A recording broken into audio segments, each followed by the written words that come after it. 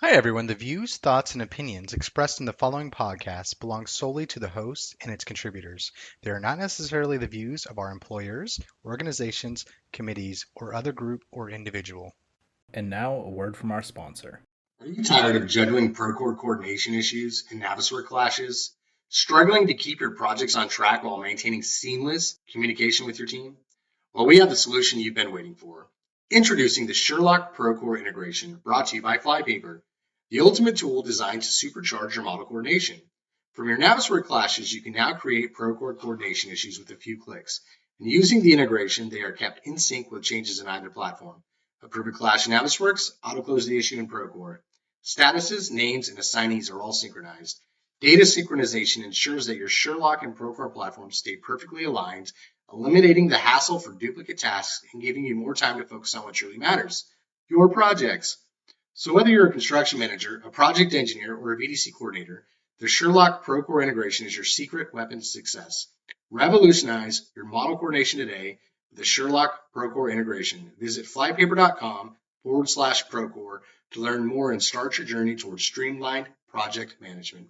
Don't let complexity slow you down. Unleash the power of a seamless Navisworks and Procore experience. Sherlock Procore integration, your construction management made smarter. And now, back to the episode. I'm David Campbell. And I am Jordan Bullock. And I'm Joseph Whitney. This is Brewing with BIM, where we talk about construction processes, technology, BIM, and beer.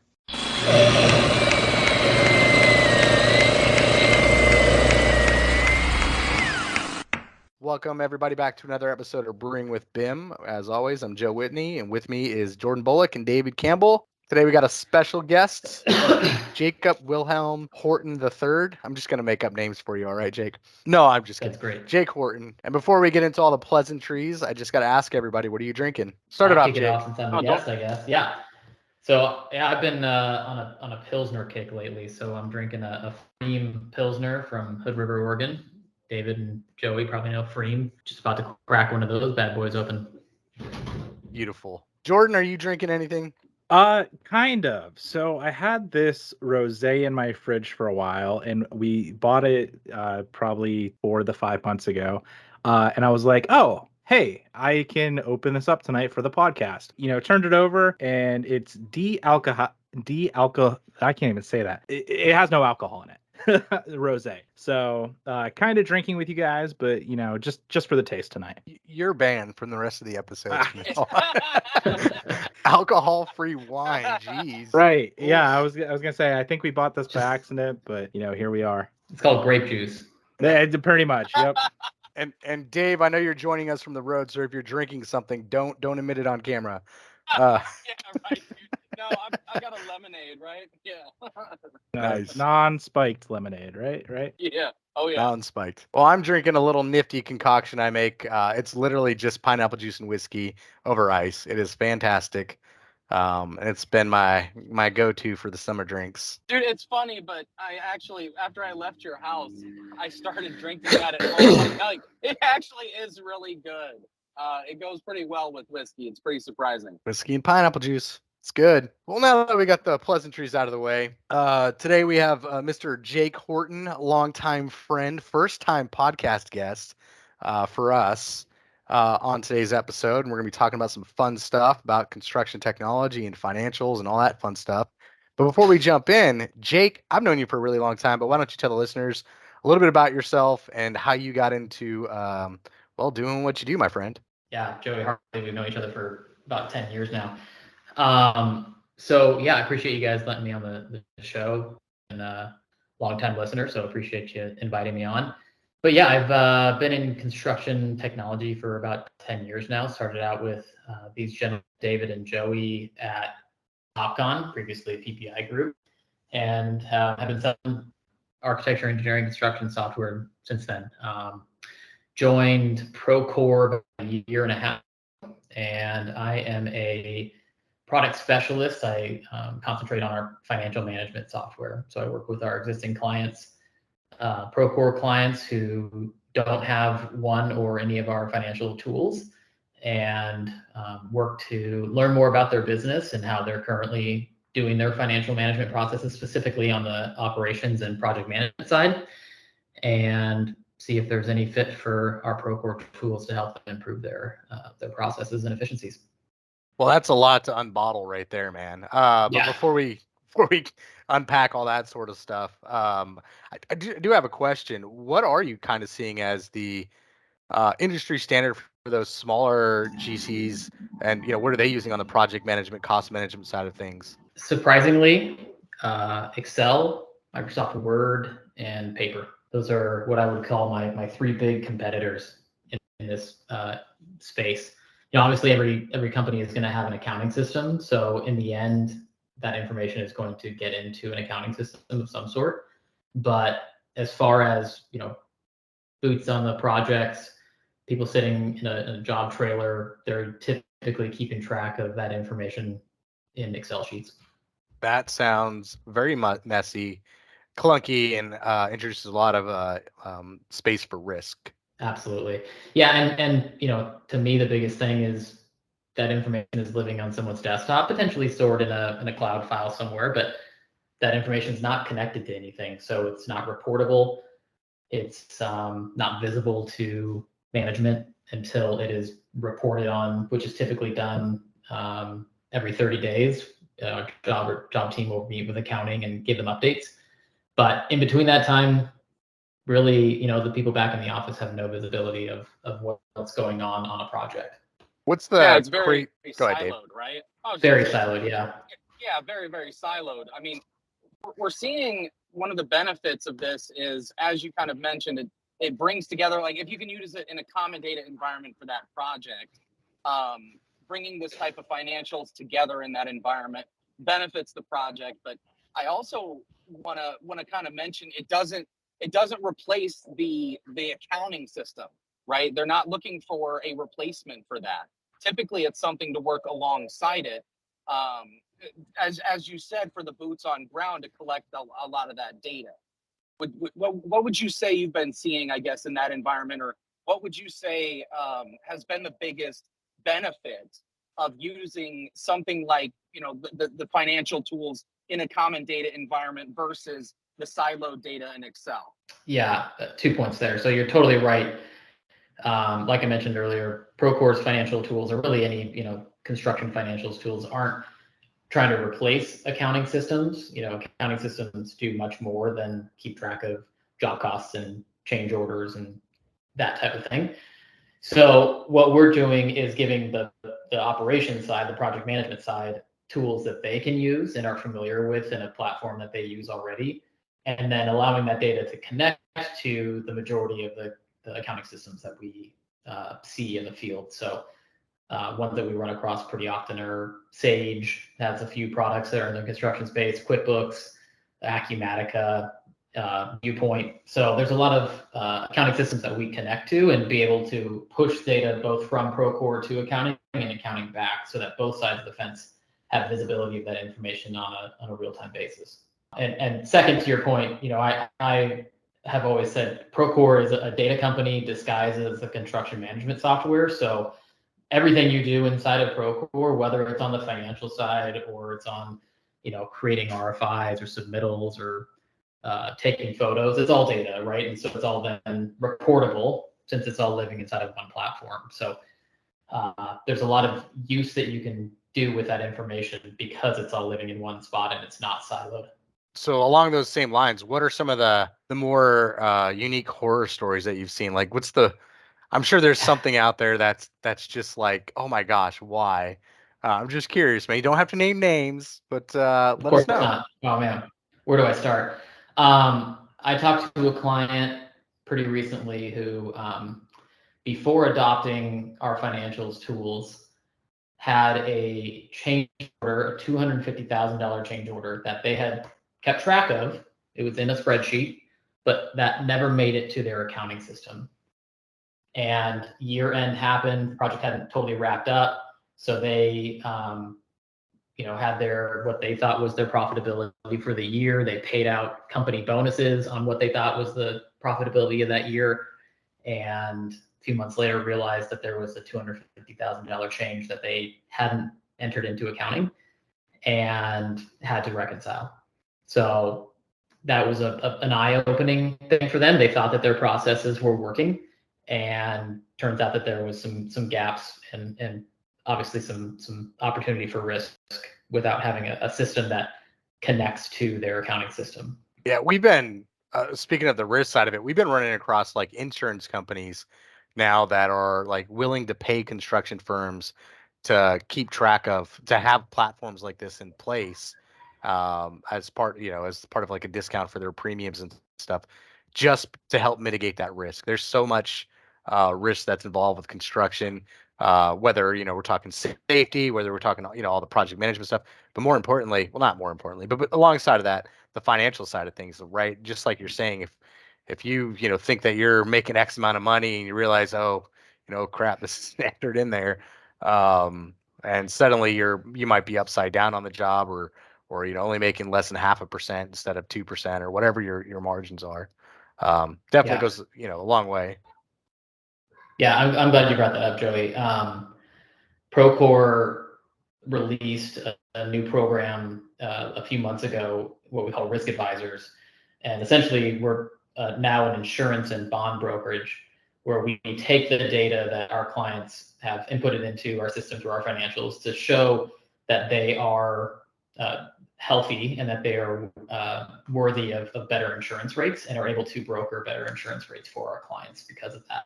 So there's using that data that they've inputted into our system and turning it around and being able to save them significant amount of money, at times potentially even paying for, if not more, their cost of Procore. So on top of the benefits they're already seeing, they're saving that much money on their insurance as well. I think, Joey, you and I talked about this previously. Insurance can be up to 5 to 10% of a construction cost. Not even talking about materials and labor. I mean, insurance costs are that much. So if we can talk about saving money on the insurance side for our clients, that's really where there's a huge benefit, and that's where that data really comes into play. Yeah, that's actually pretty eye-opening metric there. 5 to 10%. That's very significant, especially where you're in an industry where margins are so low, and there's so much waste and risk and so much stuff that we can just do without. Getting to a place where we can actually, one, leverage technology to help solve those gaps, those, the rework, the excess materials, the, reduce risk, all that sort of stuff. But in addition, help lessen the upfront costs that go along with the construction project, not actually part of the construction, but just like insurance, like you're saying, that's very significant. I'm so glad you're on, man. So we've talked about construction technology till we're blue in the face, but there are so many different aspects of construction technology that we just haven't really got a grasp on ourselves. I mean, yeah, we can talk cost management, financials, and stuff like that, but from an industry perspective, you really understand kind of the benefits and the pros and cons that go along with, implementing or not implementing a system like this, and that's pretty eye-opening. With the the whole common data environment stuff that we're talking about, you had mentioned a few of the pieces earlier for the accounting platforms. Again, not trying to replace accounting platform, but trying to integrate with them, and trying to be holistic, and maybe not part of the common data environment, part trying to integrate. What tools do you integrate with?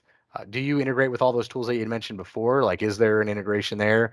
Are there others, or is there any that people should be on the lookout for, or know about? So there's a few different ways that people can integrate products with Procore. So we have what we call our kind of Procore developed accounting integrations. So that's really where we're pushing and pulling project financial data, whether that's budgets, change orders, contracts, invoicing. So that's the information that we can push and pull between accounting. But on top of that, we have a marketplace, which last time I checked, I think we have like 350 different pieces of software that connect to Procore as well.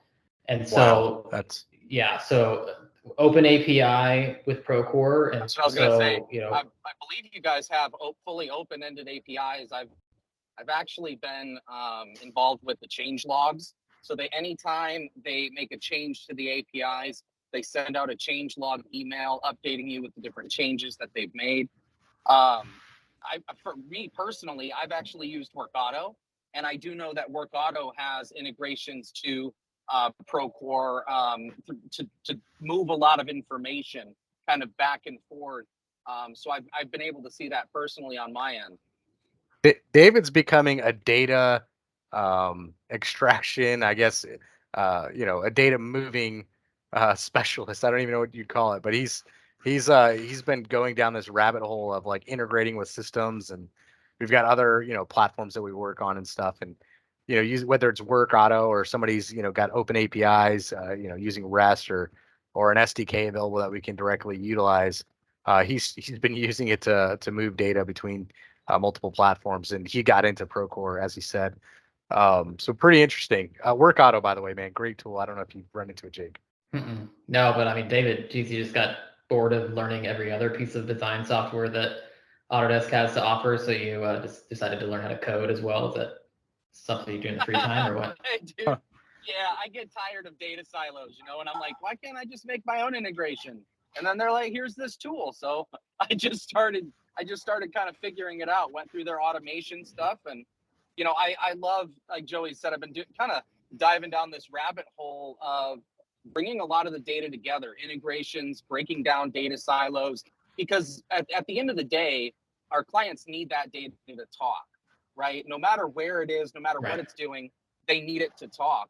And we need to make that happen. I mean, as someone who builds, because you know as well as anybody in this industry, it is all about the relationships and what you can do and how you can help your clients that really achieve their goals. And I've seen that as a huge piece, especially nowadays as more people are digitizing their information.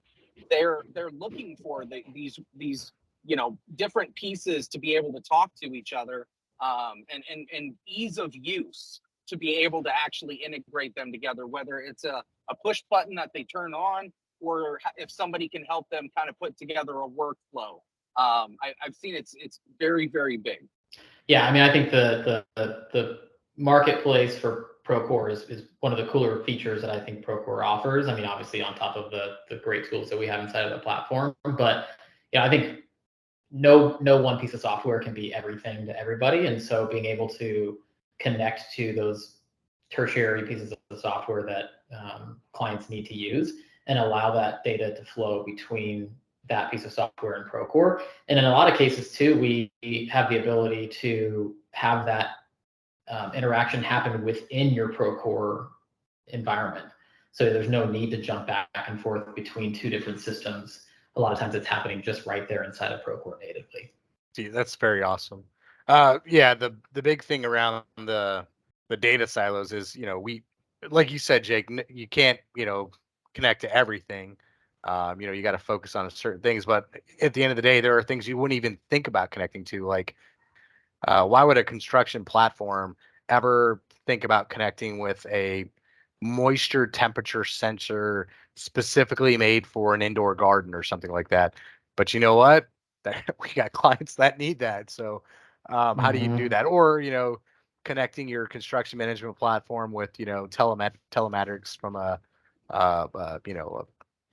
dozer out in the field or something. It doesn't matter. Like, there's so much that we can integrate with. But I think there's a huge piece to it, Joe, with any cost tracking as we start talking about planned versus actual, right? Because at any point in time, I mean, as we transition from the design, from the BIM data, we're estimating off of, whatever kind of file that we have, PDFs or what have you. We're estimating our initial budgets. We're sending stuff out to collect bids, getting those statements of values. And then, we're kind of taking in that data and kind of, I would say as the project evolves, as it moves, as pay apps are created upstream or downstream, it gives us that capability to really know and like Jake said, to analyze the data that is happening in the day-to-day of those projects. I see that it's been, like I said earlier, and as Jake has said, as he noticed, it's been really beneficial to see that actual data. And as you kind of mentioned, Joe, with machine control collecting, telematics or whatever it is, making these integrations to further collect that data. I mean, it's all awesome in my mind. It's making those data lakes or essentially aggregating that data But again, reaching that planned versus actual, like what is actually going on your projects? Because I mean, it's really hard to know in the day to day. I think you trailed off at the end, Dave. You're cutting out. He's good on my end, Dave. Joey. Yeah, I think you're cutting out. Oh, You're. sorry. Oh, he is. Maybe. Sorry Yeah, about that, guys. Sorry. He's good on my end. No, you're good. yeah. Go ahead and finish up your thought, David. Oh, okay. Well, I'm pretty much good there. I was just saying I see that plan versus actual, especially with cost management, knowing kind of, again, what's going on day to day, seeing what's happening, whether it's the little things of, this is coming in or it's been delayed. We have a cost issue. It's actually more expensive than we initially thought, maybe because materials have went up or, whatever it is.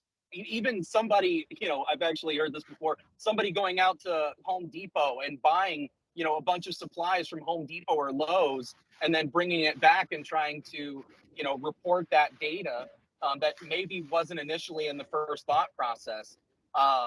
It's been awesome to see. Yeah. I always say like everything on a job has some sort of cost implication, whether that's the guy sweeping the floor on an hourly rate or $1 million change order, right? That information needs to be kept track of. And I think that as construction has evolved with technology, we've moved away from the mentality of like, well, every project is a one-off, right? Like, and that's true, right? There's no two projects that are identical, but with data and technology, we can analyze how cost and how things have worked on previous projects and get better and more efficient and more cost efficient throughout the process. Yes. And that's helping people Yes. improve on estimating and being able to, margins are getting tighter and tighter, material costs are going up and up. And so there is a need to become more cost efficient. And as you can use your historical data to become more efficient and understand where your true costs are, and whether that's internal or if you can look at subcontractors that you're working with and realize, okay, that MEP contractor over there has 80% more change orders with us, and our contracted cost to them is 20% more than what they originally estimated every time we worked with them. Maybe we don't work with that subcontractor anymore and we go find somebody who is going to give us a more realistic initial bid. So there's that type of information you can start to compile and analyze and really help improve your business long term.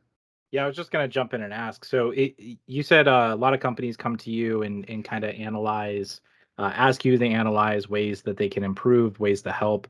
Are they coming to, is the primary goal for a lot of companies that you work with, to just kind of capture all of that data? Are they trying to go into risk management within the, their projects and kind of analyze, just like you're saying, who are my kind of riskier clients to work with or consultants to work with, who how can I better budget for the projects that I'm actually accomplishing?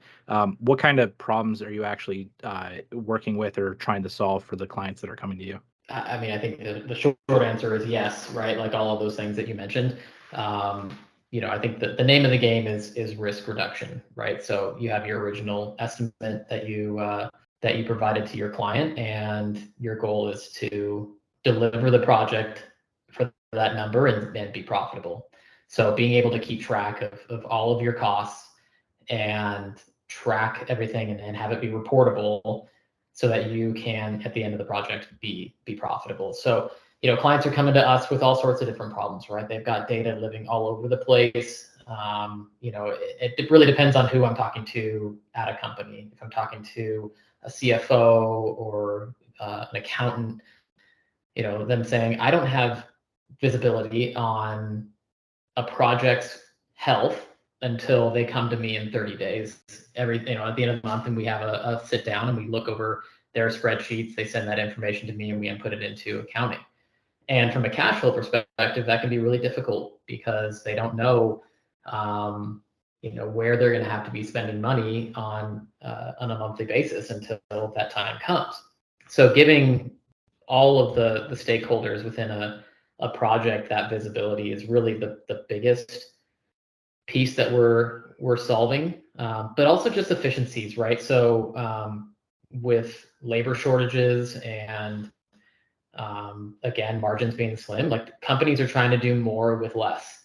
And so finding ways that you can make your current employees more efficient so that they can manage more projects and ultimately just be happier doing their job, and maybe allowing them to head home a few hours earlier than normal because they were able to get more work done in less amount of time. Yes, We sir. had a buddy, a common buddy, Mr. Carlson, who I believe still works with you. He had a great thing whenever we go on a job site with clients back in the day. He would always say his number one thing is, to make sure that, the people that work for that company get to go home safe every day, and they also get to, get home on time, and they're not working all these extra hours dealing with things that could have been mitigated with a technology platform. So to hear you say that, man, it just kind of brought me back. Yeah, that's great. And the motto of Procore is improving the lives of everybody in construction.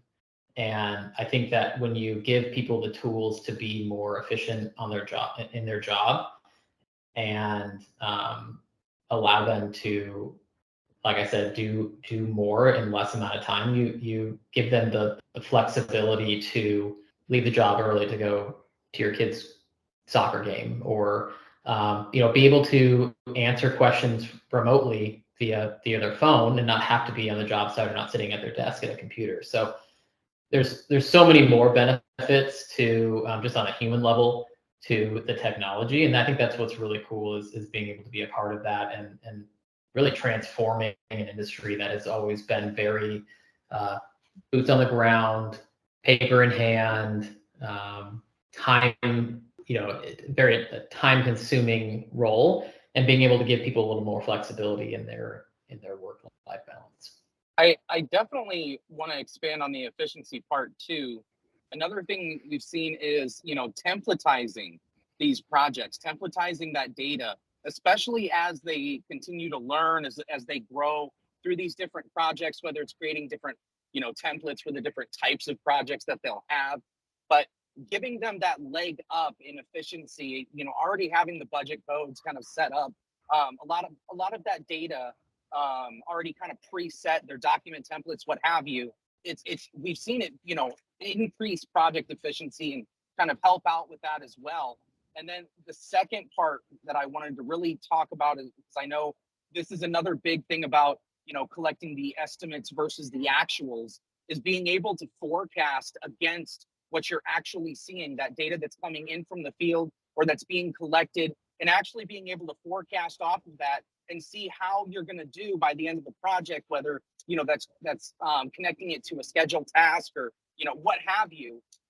But being able to forecast these cost items out in this budget, to see overall how your project health is doing, and again how you can mitigate risk, what we can do now to kind of offset those negative trends that we might be forecasting in the future. Yeah, I mean, forecasting is a huge piece, and I think a lot of people do a good job of forecasting. They've built tools, typically in Excel, that help them do that forecasting. The tools that we have in our budget tool in Procore automates a lot of that. But I think more importantly, since it's living in an environment that anybody within the company can access, given permission, it's allowing, again, that accounting department to be able to hop in there and get an idea from a cash flow perspective, what they need to be prepared for over the next few months or years, both from a accounts receivable perspective as well as an accounts payable perspective. So just again, that visibility and reportability that having data living in one place can give you. And I think an area that we see a lot of efficiency gains from, like, just a time perspective is invoicing. A subcontractor invoicing is just a very manual, time intensive process, and it's done every month.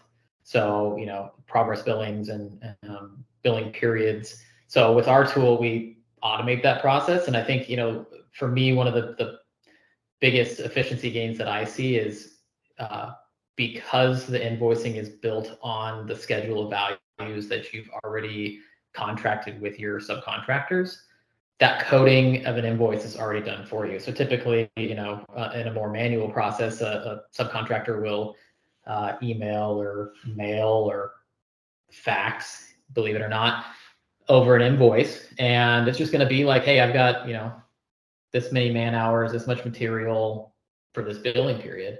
And a lot of times too, they're going to try to sneak in some invoicing on maybe a change order that hasn't been fully executed yet. So giving limitations, on what the subcontractor can invoice on from that change order perspective and what they've actually been contracted on, but also automating that process and making it so that when they're updating their progress billing for that billing period, it's already going against your budget codes. And that's a bunch of back and forth between project management and accounting that's saved there. So being able to really automate that process and then be able to roll all that up into an owner invoice, just that time savings alone, can free up, depending on the size of the company, multiple people's time, and potentially reduce the need for some headcount, because that is there are accounts payables roles that they're spending hours upon hours every month doing that process, and a lot of it becomes automated. Heck yeah. Man, I was gonna say that. Go ahead. I was gonna say that basically, I mean, the unification of data and breaking down data silos, all the way across, we've seen, like you said, it's been nice to get that collective data from that common data environment. You give everyone one location to go to, and it's whether they're in the field or they're in the office. It's interesting nowadays how we see data shared across. Now, a lot of times, I do want to say it has been getting better. Even with Excel, we're still seeing some firms, like you said, they're still working with Excel. And the nice piece that I've seen about working in a common data environment is the capability to still involve those that are maybe outside. Maybe it's through an export of Excel data, but still being able to involve them in that process if needed. There are ways that we can go ahead and make that work. We don't have to have. I mean, obviously, in a perfect world, we would want everyone working in the same environment, right? Obviously, we'd love to give everybody licenses and everybody gets in. It's the Oprah Winfrey of handing out licenses. I'd love it, but in all reality, we still have to involve some of those Excel workflows, whether we're receiving some of those statements about an Excel format, being able to import that in, export that data out so we can still ERPs if we don't have an integration. Most times they will pull in an Excel file because that's been an industry standard for so long. Right. Yeah, a couple of points there. So with Procore, with your subscription to Procore, the user is unlimited. So we can give access, and it's very granular permissioned to what information you can see. So, our goal there is to have as many collaborators within a project as possible, both from the perspective of making that project as efficient as possible. But we also see, a lot of times, a lot of collaborators that are being brought on to projects that aren't Procore clients, and just from like a marketing perspective for us, that's great because it's giving exposure to maybe some subcontractors or owners who aren't familiar with Procore, and gives them some visibility of the product. As far as being able to export and import data, totally agree. There's a lot of instances where I'm talking to clients who have an accounting system that doesn't connect to Procore, and whether that's through a connector that Procore has developed or even on the third-party marketplace. And so, I still a lot of times am able to show enough efficiency gains in removing that data silo of having Excel sheets and Word documents for subcontracts living on someone's desktop or in a cloud hosted environment, just in a data, like a Microsoft or Dropbox, and having it live inside of Procore as live data, and then being able to show them, hey, when you export this, it's all going to be in a similar format or an exact format that you're familiar seeing, and we can automate those reports as well. So it's like, somebody from accounting is going to get an email on Friday at 5 o'clock every week with these 10 Excel sheets that they need to then import into their accounting system. Yeah, see, I've actually, I don't know if you've seen this or not, but I've been approached when you talk about, pay apps, and when we go to submit a pay app or, a statement of values, a lot of contractors, when they work with a city or they work with, a city government or a federal or state, they expect things in certain formats that we can, generally kind of customize to match, but we have to allow, I believe we have to allow that customization in order to be able to match that, because we don't really have one industry standard yet. I think. I mean, I know I think there's an ISO document. I can't remember exactly what that was. Yeah. But Typically owner invoices roll up into an AIA format as G702, 703. A lot of times, like you said, it's typically, we see it in government entities. They need it in a slightly different format, or, it might be a 702, 703, but it has to be like literally on their letterhead. So what we recommend in those situations is, still do all of the automation and creation of that invoice in Procore, and then export it into Excel, and then move those cells over to the appropriate places. So still, again, in the instance of same as like if we're not connected to an ERP, there's still so many efficiency gains and reportability that we can gain by doing everything inside of Procore, that the fact that you have to do that one last step manually is completely negated. Yes, sir. Yes, sir. Well, Jake, man, I want to thank you for coming on. Of course, I mean, it's been awesome to talk to you. I know it's been like a few years at this point, but dude, it's always great to have you on. And I love talking the cost financial piece, because I feel like it's almost like the redheaded stepchild. It's one of the pieces of construction that isn't really talked about. It's not really flashy. It's not fancy, but it is very, very integral to our projects and the way that we work, and in our business in general, the business outcomes. Yeah, totally agree. It's been really fun, being able to really focus on the financials piece of it, and really diving into the pain points that our clients have, especially around the financial portion of it. I'll do a cheesy plug here, but I'll segue into something that I would be remiss not to talk about. But as the more I have these conversations, especially around invoicing, compliance and lien waiver management has been an area where I think the technology has been there, but it's always been a point product. And so Procore, about a year and a half ago, acquired a company called LevelSet, which does automated lien waiver management. And we announced last year at our Groundbreak conference that we're going to be releasing this year a product called Procore Pay, which will automate that lien waiver management process, as well as certificate insurance compliance, and any other documentation compliance that's needed in order to process payments and invoices for your subcontractors, and then actually be able to payment process through Procore and pay your subcontractors through that interface. So pretty exciting stuff. It's coming out later this summer, and I'm really excited to begin to help our clients with that piece of that workflow that's always been a very manual process, but from a legal and just a liability perspective, is one that's very, very important for general contractors and subcontractors, so that they don't have liability when it comes to not paying the people below them. Yes, sir. Yes, sir.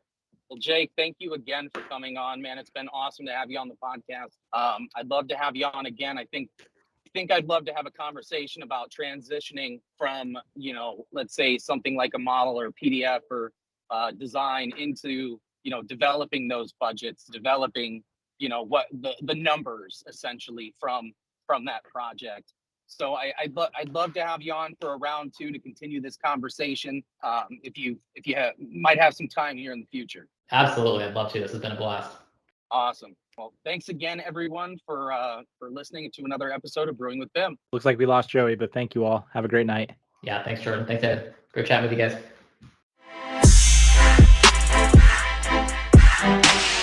And now a word from our sponsor. Are you tired of juggling Procore coordination issues and Navisworks clashes? Struggling to keep your projects on track while maintaining seamless communication with your team? Well, we have the solution you've been waiting for. Introducing the Sherlock Procore integration, brought to you by Flypaper, the ultimate tool designed to supercharge your model coordination. From your Navisworks clashes, you can now create Procore coordination issues with a few clicks. And using the integration, they are kept in sync with changes in either platform. Approve a clash in Navisworks, auto-close the issue in Procore. Statuses, names, and assignees are all synchronized. Data synchronization ensures that your Sherlock and Procore platforms stay perfectly aligned, eliminating the hassle for duplicate tasks and giving you more time to focus on what truly matters, your projects. So whether you're a construction manager, a project engineer, or a VDC coordinator, the Sherlock Procore integration is your secret weapon to success. Revolutionize your model coordination today with the Sherlock Procore integration. Visit flypaper.com/Procore to learn more and start your journey towards streamlined project management. Don't let complexity slow you down. Unleash the power of a seamless Navisworks and Procore experience. Sherlock Procore integration, your construction management made smarter.